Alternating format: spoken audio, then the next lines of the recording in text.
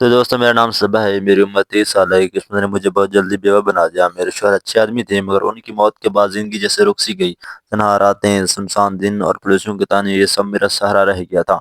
میں اکثر سوچتی تھی کہ عورت چاہے کتنی ہی مضبوط کیوں نہ ہو مگر اس کو ایک ساتھی کی، ایک سہارے کی ضرورت ہمیشہ رہتی ہے۔ دل کی گہرائیوں میں خالی گھر بنا لے تو انسان ہنستے ہوئے بھی روتا ہے۔ ایک دن مجھے بازار جانا تھا، سوچا رکشہ لے لوں۔ گلی کے موڑ پر کھڑا ایک جوان سا رکشے والا دیکھا، چہرے پر مسکراہٹ، آنکھوں میں شرارت اور بات کرنے کا ڈھنگ کچھ الگ ہی تھا۔ میں بیٹھی اور اس نے رکشہ چلانا شروع کیا۔ چلتے ہی بولا، بی بی جی آرام سے بیٹھیں، میری سواری کچھ ہلتی ڈھلتی ہے۔ جلدی نہیں، میں چونکہ پھر ہنستی، اچھا جی مطلب آپ بس اسٹریٹ چلاتے ہو؟ مسکرایا اور بولا، ارے اسٹریٹ تو تب ہوتا ہے جب سڑکیں سموتھ ہو، لیکن اگر سڑک ابڑ گبڑ ہو تو مزہ دگنا ہو جاتا ہے۔ میں نے چیختے ہوئے کہا، مزہ مطلب کیا؟ وہ دھکا مار کر بولا، ارے بی بی جی مطلب رائڈ انٹرسٹنگ ہو جاتی ہے۔ میں ہنستے ہنستے لت سے لال ہو گئی، سمجھ نہیں آ رہا تھا کہ سیدھی بات کر رہا ہے یا کچھ اور اشارے۔ تھوڑی دیر بعد اس نے کہا، بی بی جی آپ کا سامان بھاری تو نہیں ہے؟ میری گاڑی میں جو بیٹھتا ہے اس کا پورا بوجھ میں اٹھا لیتا ہوں۔ میں نے دھیرے سے کہا، سامان تو ہلکا ہے لیکن دل بھاری ہے۔ وہ ہنستے ہوئے بولا، تو پھر دل بھی مجھے دے دیجیے، میں اٹھا لوں گا، میرا رکشہ اسٹرانگ ہے۔ اس کی بات سن کر میں ہنسی بھی اور دل میں ایک ہلچل ہوئی۔ شاید لمبے سمے کے بعد کسی نے اتنے بے باکی سے مجھ سے بات کی تھی۔ راستے بھر اس کی باتیں ڈبل میننگ سے بھری رہی۔ ہر واقعے پر مجھے لگتا تھا کہ یہ کچھ اور کہہ رہا ہے اور مطلب کچھ اور نکالتا ہے۔ جیسے ہی بازار پہنچے اس نے مسکراتے ہوئے کہا، بی بی جی میری گاڑی آپ کو پسند آئی؟ اگر ہاں تو اگلی بار بھی صرف مجھے ہی بلائیے گا، میں وعدہ کرتا ہوں سفر آسان بھی ہوگا اور مزیدار بھی۔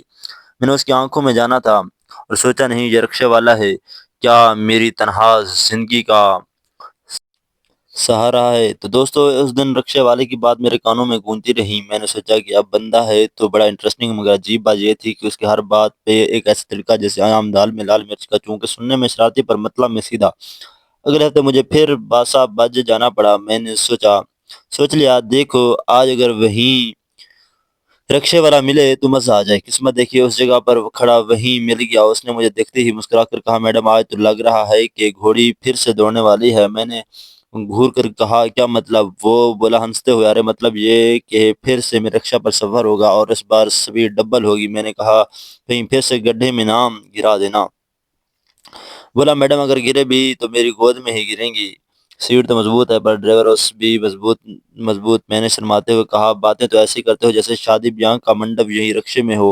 وہ بولا، ارے میڈم اگر چاہیں تو برات بھی لے آؤں، اسی بھروسے بھی آج کل چھوٹی برات اور بڑے دل والے زیادہ چلتے ہیں۔ میں ہنس پڑی، اس کی شرارتی باتیں مجھے کھینچ رہی تھیں۔ میں نے جان بوجھ کر پوچھا، تمہارا رکشہ روز اتنی ہلتے کیوں ہیں؟ وہ آنکھ دبا کر بولا، میڈم رکشہ نہیں، یہ تو دل ہلتا ہے جب آپ بیٹھتی ہیں، ورنہ دوسروں کے لیے تو بس مشین ہے۔ اس کی بات سن کر مجھے ہنسی بھی آئی اور عجیب سا سکون بھی۔ اس نے ریڈیو آن کر دیا۔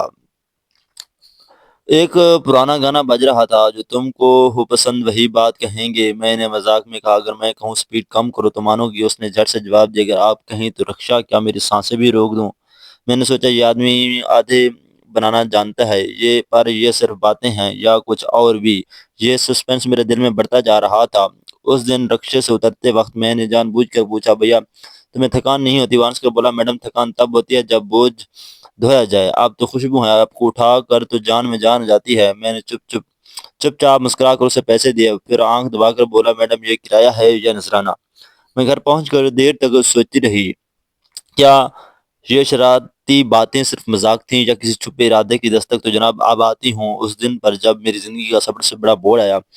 اس دن بازار سے لوٹتے ہوئے بارش شروع ہو گئی، سڑکیں گیلی، ہوا میں مٹی کی خوشبو اور میخیلی چھت بھی ڈھونڈ رہی تھی۔ تبھی دور سے وہی رکشے والا آتے دیکھا۔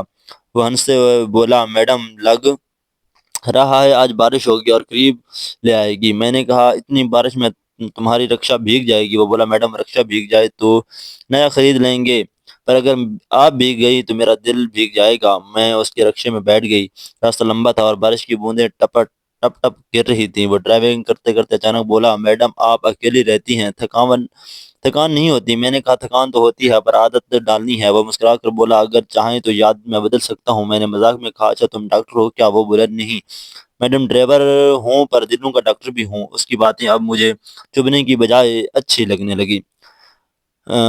جیسے ہی انسان میری تنہا کو سمجھ رہا ہے، اس نے اچانک گانا گنگایا، ساون کا مہینہ، باون کارشوں میں ہنس پڑی اور بولی تم برے ہیرو نکلے۔ وہ بولا میڈم ہیرو تو وہی ہوتا ہے جو ہیروئن کو ہنسا، اور اگر اجازت ملے تو اسے اپنائے بھی۔ اس کی آنکھوں میں وہ بات تھی جو کسی اور میں نہیں تھی۔ بارش بھی تھا، ہم محلے پہنچے، اترتے وقت اس نے میری طرف دیکھ کر دھیرے سے کہا میڈم میں غریب ہوں، رکشہ چلاتا ہوں، لیکن کیا آپ کو کبھی لگا کہ زندگی اس رکشے کی طرح ہے، کبھی ہلتی ہے کبھی رکتی ہے، پر اس کے اگر ساتھ ہی صحیح ہو تو سفر آسان ہو جاتا ہے۔ اس کے بعد سن کر میری آنکھیں بھیگ گئی۔ میں نے پہلی بار سوچا کہ ہم مذاق اور ڈبل میننگ باتیں شاید صرف شرارت نہیں تھیں، یہ اس کے دل کی سچائی بھی تھی۔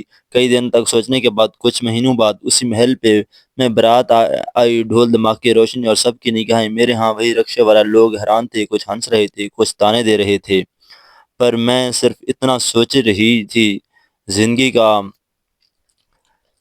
حصہ اسی کے ساتھ اچھا ہے جو ہر موڑ پر ہنسا سکے اور سنبھال بھی سکے۔